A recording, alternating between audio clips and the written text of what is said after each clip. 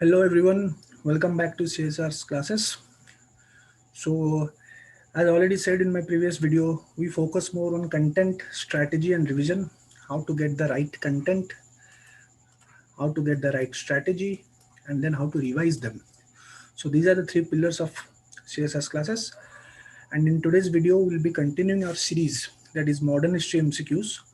So today is the part 2 of that series. So let's start.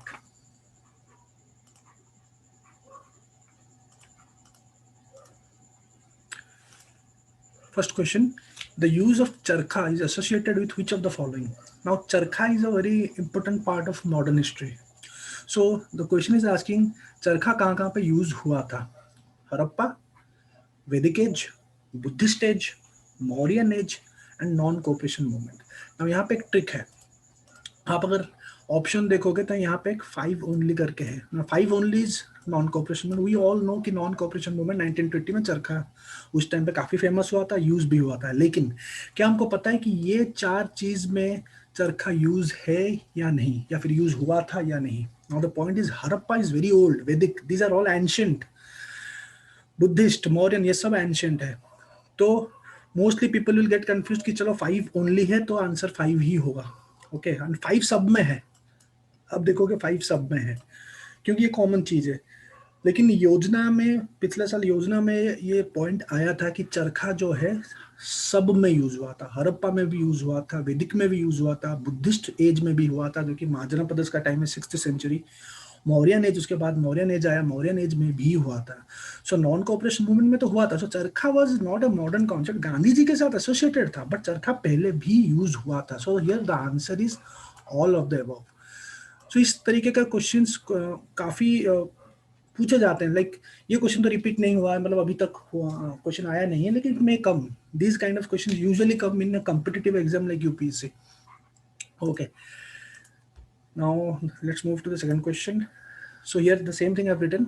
The excavation at Harappa and Mohenjo-daro revealed that charkha was a part of Indian household. तो इसका मतलब मोहनजोदारो और हड़प्पा में चरखा use हुआ था. वैदिक आर्यंस ऑल्सो यूज किए थे चरखा. Buddhist as also saw the use of charkha, and it was also use during the reign of Mauryas. तो मौर्यन पीरियड में भी था. एंड वी ऑल नो कि चरखा was also a part of non cooperation movement.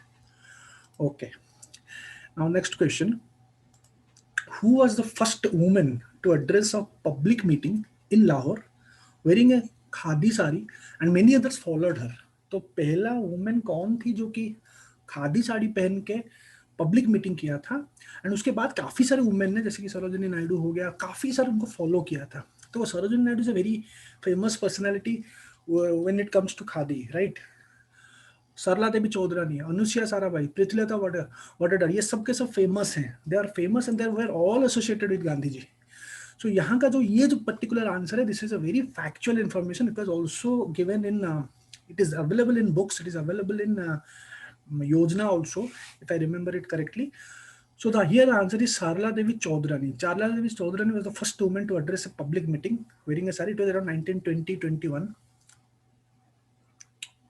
So we'll check the explanation.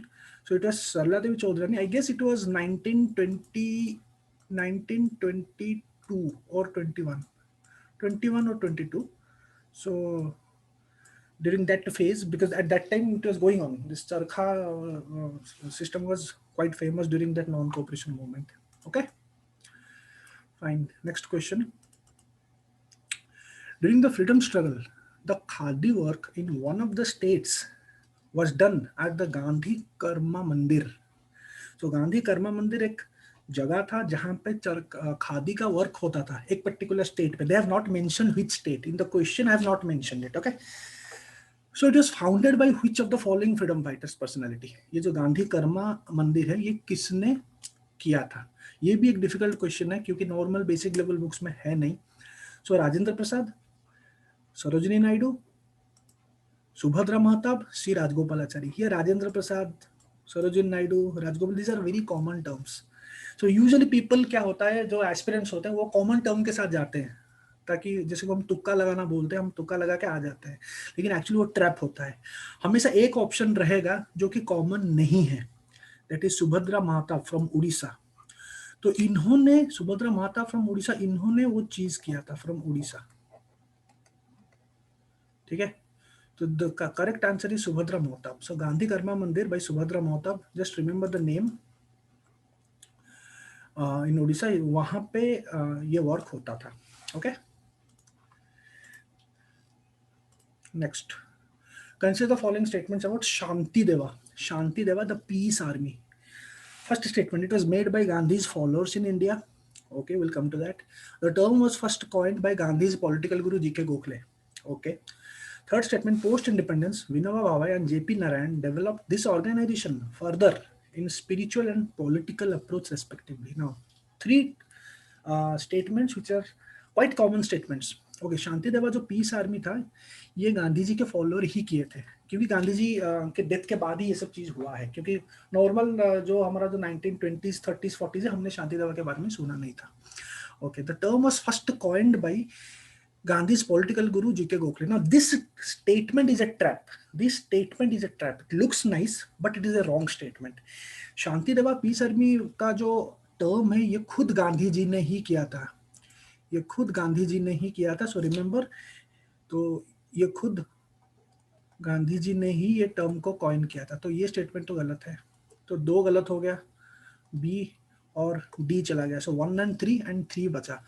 Third statement, post independence, Vinoba Bhave and JP Narayan, they are also staunch Gandhian followers. JP Narayan, Vinoba Bhave, ये सब के सब पर्सनालिटीज मेंस के लिए जरूरत है, उनके आइडियोलॉजी, उनके सब कुछ चीज जरूरत है, बिकॉज कोर्स में क्लियर कट लिखा है, पर्सनालिटीज करके एक पार्ट है मेंस के लिए। Okay, so they developed this organization further in spiritual and political approach. Yes, this is a right statement because वो गांधी जी के follower ही थे, तो you can guess. So the answer is 1 and 3. A, 1 and 3. Okay. So just remember here the second statement. It was coined by Gandhi himself. Okay, the term was first coined by Gandhi himself. The second statement is wrong. So 1 and 3. That is answer is A, 1 and 3. Okay, next question. The arbitration led by which of the following personalities with British led to the Gandhi-Irwin Pact? Gandhi-Irwin Pact हुआ था, हम सबको पता है। Gandhi-Irwin Pact से ही civil disobedience movement का जो सत्याग्रह का फर्स्ट फेज बंद हुआ था। तो इंडिया की तरफ से कौन गए थे आर्बिट्रेशन बात करने के लिए ब्रिटिश के साथ? It's a very direct question, आजकल काफी बुक्स में आ चुका है ये point. Now this the answer is M R. Jayakar and Tej Bahadur Sapru. M R. Jayakar and Tej Bahadur Sapru दो पर्सनालिटीज ऐसे हैं जो कि बात किए थे और गांधी इम्पैक्ट हुआ था। And remember one thing, M R. Jayakar and Tej Bahadur Sapru were liberals. हमेशा नेशनल मूवमेंट में व्हेन द टर्म लिबरल्स आएगा, हमेशा याद करना, लिबरल्स मतलब they talk, they will always believe in talking, बात करके, ब्रिटिश के साथ बात करके दे विल सॉल्व, एग्रेसिव नहीं थे liberals. Okay, so remember M.R. Jayakar and Tej Bahadur Sapru were very instrumental, they played a very instrumental role in having the Gandhi-Irwin Pact. Okay, let's move to the next question. So it's M.R. Jayakar and Tej Bahadur Sapru, they were liberal. Okay, this question is very important. The Swaraj Ashram or Swarajya Ashram was more associated with which of the following? अब देखो यहाँ पे trap देखिए, स्वराज आश्रम and स्वराज्य आश्रम काफी common, the term is very common, आश्रम एंड स्वराज। तो फर्स्ट अगर इस आंसर क्वेश्चन को देखो, you can't leave this question and come, because ये बहुत छोटा क्वेश्चन है और कहीं ना कहीं ऑप्शंस देखोगे काफी इजी लग रहा है। तो पहले तो हमारा जो आइज है, पहले ये स्वराज पार्टी के ऊपर जाएगा, राइट, क्योंकि स्वराज आश्रम है तो जाहिर सी बात है स्वराज पार्टी के ऊपर ही जाएगा। Swaraj party, salt Satyagraha, Bardoli Satyagraha, Sabarmati Ashram. First of all यहाँ पे जो real answer it is Bardoli Satyagraha, लेकिन वहां पे जाएगा ही नहीं आपका अंक, क्योंकि इट इज ऑल स्वराज लिखा है। तो आप स्वराज पार्टी या फिर साबरमती आश्रम, इसके साथ कंफ्यूजन में रहोगे आप। दो ऐसे ए और बी के बीच में आप डिसाइड करोगे कि कौन सा अटेम्प्ट किया जाए, और दोनों के दोनों गलत है। So you are losing also time, you are trying to find the answer from two wrong options. Here the right answer is Bardoli Satyagraha. Bardoli Satyagraha में जो 1928 में हुआ था, बारदोली पे पटेल, सरदार पटेल, तो उसी सत्याग्रह में ये जो आश्रम में काफी बड़ा रोल प्ले किया था उसको सक्सेस करने में. So you have to remember this. Okay, so Bardoli Satyagraha is the right answer which is related to Swarajya Ashram. So the स्वराज्य आश्रम did a splendid work in mobilizing peasants. उन्होंने peasants को mobilize करने के लिए काफी काम किया था, अच्छा काम किया था बारडोली सत्याग्रह of 1928 में. Okay, next question. Next question is also a good question. Which of the below eminent personality is the founder of newspaper Forward and also the political guru of Subhash Chandra Bose? जिसने मेरा पिछला वाला वीडियो देखा होगा मेरे MCQs का, तुमको पता चल गया होगा कि आंसर कौन है, बिकॉज वहां पे मैंने क्लियर कट बताया था कि सुभाष चंद्र एक बोस सीआर दास के फॉलोअर थे. सीआर दास को काफी मानते थे, उनके अंडर में काम भी किए हैं, स्वराज पार्टी में काम भी किए हैं, जो कि लास्ट क्लास में मैंने बताया था, लास्ट वीडियो में बताया था. So here the answer is CR Das. Remember, here the answer is CR Das. CR Das political गुरु थे सुभाष चंद्र बोस के, and newspaper forward, very famous, ये भी लिखे थे. अंबेडकर, महात्मा गांधी, तिलक, ये सब कंफ्यूज करने के लिए मैंने पुट किया है, because first of all Subhash Chandra Bose नाम देके आप सीआर दास के साथ कनेक्टिविटी नहीं पाओगे, बिकॉज स्पेक्ट्रम में ये सब चीज कुछ मेंशन नहीं है. First of all CR Das 1920s में काफी फेमस था, 1924-25 तक उनका रोल था, उनके बाद उनकी डेथ हो गई थी. स्वराज पार्टी में भी इन्वॉल्व थे, स्वराज पार्टी में सुभाष चंद्र बोस भी इन्वॉल्व थे. रिमेंबर, हम सबको लगता है कि सुभाष चंद्र बोस ज्यादा से ज्यादा क्विट इंडिया मूवमेंट और उसी वक्त आए थे, नहीं, उससे पहले भी थे, उससे पहले भी थे. Remember this thing. Okay, next question. So here C.R. Das, the political guru of Bose and founder of Forward newspaper. Even Bose was the editor of this newspaper. इस Forward newspaper का वो editor थे, बनाए थे, publish किए थे, मतलब जो फाउंडर थे सीआर दास, लेकिन बोस क्योंकि उनके अंडर में काम करते थे, तो वो एडिटर थे इस न्यूज़पेपर के. Just remember. Okay. Okay, next question is also important. Which of the following were associated with Subhash Chandra Bose? Subhash Chandra Bose के साथ इनमें से कौन एसोसिएटेड है? Captain Mohan Singh, okay. Captain Lakshmi Sahgal, okay. CR Das, okay, we came to know CR Das थे एसोसिएटेड, तो उनके गुरु ही थे वो. फिर मुथुरा मलिंगा टेवर.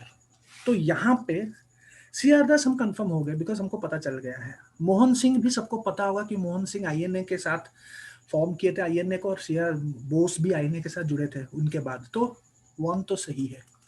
कैप्टन लक्ष्मी सहगल भी सही है, क्योंकि लक्ष्मी सहगल आईएनए के जो वुमेन विंग था, जो कि रानी लक्ष्मीबाई रेजिमेंट का जो था, मेन जो लीडर थे वो वही थे, लक्ष्मी सहगल, तो ऑब्वियसली सुभाष चंद्र बोस के साथ रिलेटेड है. सीआर दास में तो 1 2 3 तो सही है. नाउ ये मुथुरा मलिंगा टेवर कौन है? नाउ इफ यू रिमेंबर, मुथुरा जब 1940 में जब सुभाष चंद्र बोस का गांधी जी के साथ जो थोड़ा बहुत अनबन हुई थी, सुभाष चंद्र बोस ने ऑल इंडिया फॉरवर्ड ब्लॉक किया था, जब शुरुआत किया उसी टाइम मुथुरा मलिंगा थेवर ने बोस के साथ सपोर्ट किए थे. यही दोनों ही उसी टाइम साथ में जाके ये मतलब ये बनाए थे नहीं, लेकिन ये काफी सपोर्ट किए थे सुभाष चंद्र बोस को. Just remember the name. तो आंसर इज ऑल, डी है. 1 2 3 4 all is the answer here. Okay, explanation देख लेते हैं एक बार. एक्सप्लेनेशन वही लिखा है मैंने, तो जो मैंने बोला है उसको नोट डाउन कर दो, कि एक्सप्लेनेशन में शायद मैंने लिखा नहीं है, क्योंकि ये क्लास नोट्स की बात हो रही थी उस टाइम पे, तो वही लिखा है all are associated explanation from class note. जो मैंने बोला है वो आप नोट डाउन कर सकते हैं. Okay, next question. In which of the following Subhash Chandra Bose was associated? This also very good question. देखो, सुभाष चंद्र बोस इन चार में से किसके साथ एसोसिएटेड थे? नॉन कोऑपरेशन मूवमेंट, ठीक है, नॉन कोऑपरेशन में 1920. Okay. Swaraj party, Swaraj party वही 1922, 23, 24 उसी टाइम पे हुआ था, ठीक है, जो कि सीआर दास का है, जो हमने अभी बार बार डिस्कस किया है कि सीआर दास के साथ सुभाष चंद्र बोस उनके जूनियर जैसा काम करते थे, तो ये भी सही है. Independence for India league and Indian independence league. देखिए, पहले तो नॉन कोऑपरेशन मूवमेंट भी सही है.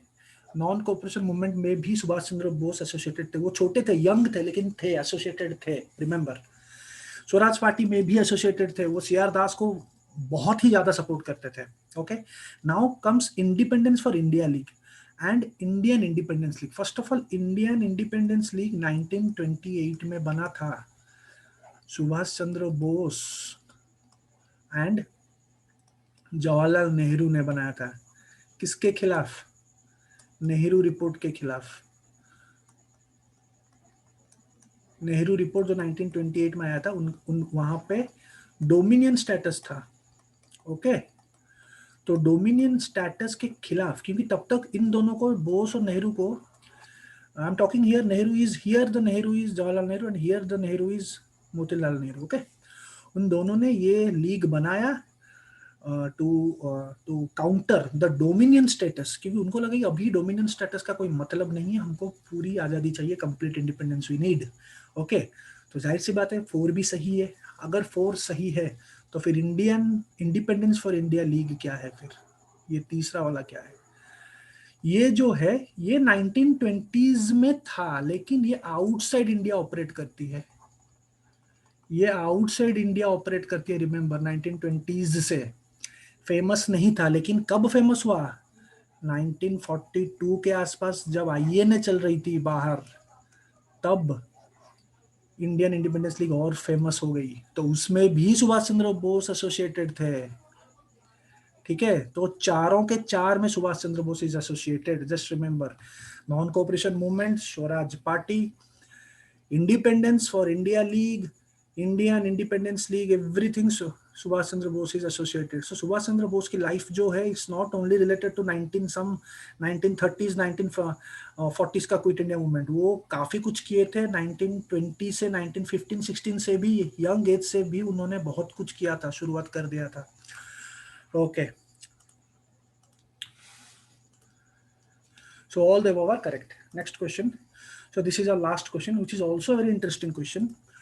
Arrange the following in chronological manner. Remember, chronology के हिसाब से आप करोगे। क्रोनोलॉजी क्वेश्चंस आजकल बहुत आ रहे हैं, फिर रिमेंबर कुछ सालों से काफी ट्रेंड रहा है।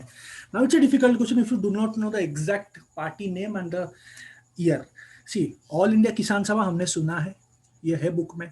रेडिकल डेमोक्रेटिक पार्टी ज्यादा सुना नहीं है। ओके, नॉर्मल बुक में तो नहीं है। खाकसर, ये भी अपने ज्यादा, अगर जो कि नॉर्मल प्रिपरेशन करते हैं वो कभी नहीं सुने होंगे। You have to have some advanced knowledge. Congress democratic party, Congress democratic party. तो अब मुझे बताओ ये चार में से कब, कैसे आया था, और क्रोनोलॉजी क्या है? First of all, I tell you directly the answer. Explanation में ज्यादा लिखा नहीं, यहीं पे बोल देता हूँ। कांग्रेस डेमोक्रेटिक पार्टी बनी थी 1920, रिमेंबर, बाय तिलक। देखो, Bal Gangadhar Tilak is a very important topic of modern history, लेकिन उन्होंने बनाया था। लेकिन एडवांस लेवल बुक पढ़ने से ही ये सब चीजें आपको पता चलेगी। क्वेश्चन एडवांस आती है, हम सबको पता है, लेकिन हम करते नहीं है। क्वेश्चन एडवांस ही आएगी, बुक से नहीं आएगी, बुक से बहुत कम आएगी, रिमेंबर। तो direct I am talking about direct questions. Tilak क्यों? तिलक 1920 से देहांत से पहले, बिफोर तिलक से डेथ, ये उन्होंने क्रिएट किया था। क्यों? To enter elections, remember, to enter elections. अभी यहाँ पे कौन सी इलेक्शन की बात हो रही है? As per the 1919 government of India 1919 reforms. ठीक है, अब सेकेंड, तो ये पहले। फिर खाकसार आई। खाकसार बनी थी 1931 बाय, नाम also you have to remember, by ALLAMA, Allama Khan Mashriqi, MASHRIQI, Mashriqi. कौन से एरिया में? Punjab, Punjab north west frontier province, उस जगह पे ये एक आई थी। एक पार्टी बोल सकते हो या फिर एक ऑर्गेनाइजेशन बोल सकते हो। फिर आई ऑल इंडिया किसान सभा, ये सबको पता होगी, 1936 बाय NR रंगा। फिर आई radical democratic party. Radical democratic party is 1940 by a very famous personality, that is MN Roy, जो कि एक कम्युनिस्ट थे, MN रॉय। ओके, सो ये चारों के चारों, just remember here Congress democratic party is very important from exam because it is by Tilak. और इस समय यहाँ पे एक चीज हमको पता चल जाती है कि Tilak also wanted to enter elections. This can come as a different question. Statement के फॉर्म पे आ सकता कि Tilak did not want to enter elections, वो गलत हो जाएगा फिर, क्योंकि 1919 गवर्नमेंट ऑफ इंडिया एक्ट से इलेक्शन शुरू हो गई थी, जो कि इलेक्शन प्रोविजंस था, तो वो एंटर करना चाहते थे लेकिन उनकी डेथ हो गई. Okay, so these are some information which you need to know. So just keep writing all this stuff and watching the videos, because I'll try my best to put the best questions. Okay, the questions will be new. I'll not put previous year questions because questions will not get repeated. I'll put new questions, and these questions in a way will help you advancing your knowledge. आपने कुछ पढ़ा है, ये पढ़ लोगे तो आपको कुछ ज्यादा मिल जाएगा, जो कि एलिमिनेशन में यूज हो जाएगी. आपको कोई भी क्वेश्चन होता है, कुछ आ गया तो eliminate, you can eliminate the options. Okay, so Congress democratic party, Khaksar, all India Kisan Sabha, radical democratic party. सो हमारा एक, जैसे कि मैंने पहले भी बोला है, हमारा टेस्ट सीरीज चलता है. Test series you can go to my website and you can check there. It's only 40 rupees per test. It's very low cost but it's very high quality. So our main focus is on content and low cost high quality. मैंने वहाँ पे जो MCQs मैंने किया है वो इस तरीके से किया है कि आपको ट्रैप हो जाए. वो ट्रैप वाला फीलिंग को आपको समझना पड़ेगा, वाई यूपीएससी ट्रैप करता है ऑप्शन से. ओके, गलत आंसर एक ऐसे इजी स्टेटमेंट रखेगा जो कि वो दिखता होगा सही है लेकिन वो होता गलत है. Okay, and for online classes, mentoring and advanced test series, you can just visit my website and you can check all those stuffs there and keep watching my videos. Thank you.